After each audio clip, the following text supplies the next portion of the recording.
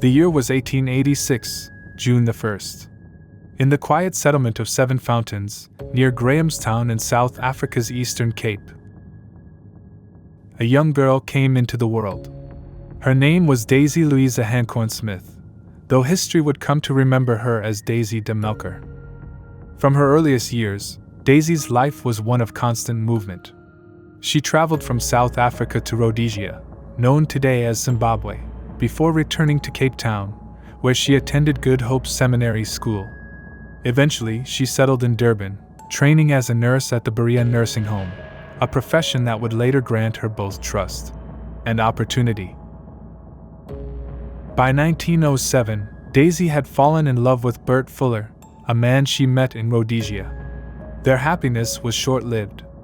Bert contracted blackwater fever, a deadly complication of malaria, and died soon after. From his passing, Daisy inherited £100, her first encounter with death and inheritance. A year and a half later, in 1909, Daisy married William Alfred Cowell, a 36-year-old plumber she affectionately called Alfie. The couple had 5 children, but tragedy struck repeatedly. 4 of them died young, leaving only one surviving son, Rhodes. In 1923, another tragedy befell Daisy's household. Her husband William fell gravely ill soon after Daisy prepared him a drink. Doctors diagnosed chronic nephritis and cerebral hemorrhage, but beneath the surface, something far more sinister may have been at play. When William died, Daisy inherited £1,795, a small fortune at the time. 3 years later, Daisy remarried, this time to Robert Sproat, her second husband. But in 1927, Robert too fell mysteriously ill after drinking a beer in Daisy's company. Though he initially recovered, his health deteriorated rapidly, and he died soon after. The cause was ruled as arteriosclerosis and cerebral hemorrhage. No autopsy required, they said. Once again, Daisy profited, inheriting £4,000 plus his £560 pension fund.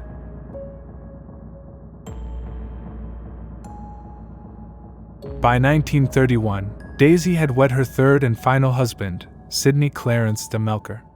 That same year, she acquired arsenic, claiming it was for her cat, but her true intentions were far darker. Her son, Rhodes, soon fell ill. He recovered briefly, only to die the following year, in 1932.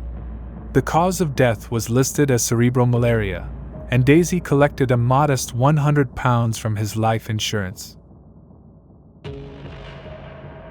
But whispers had begun to spread. Later that year, her former brother-in-law demanded the bodies of her husband and son be exhumed. Forensic examination revealed the chilling truth: all 3 had been poisoned.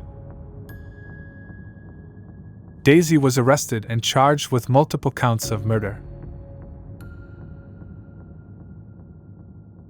The trial that followed captivated the nation. 30 days of shocking testimony, forensic evidence, and morbid fascination. While the court could not conclusively prove that Daisy had murdered her husbands, the evidence against her for her son's death was overwhelming.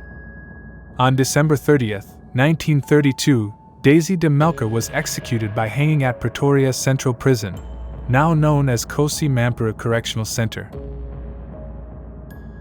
Once a loving wife and mother living a comfortable suburban life, Daisy de Melker's world unraveled in a series of shocking events that led her from the safety of her home to the isolation of a prison cell, and ultimately, to her execution.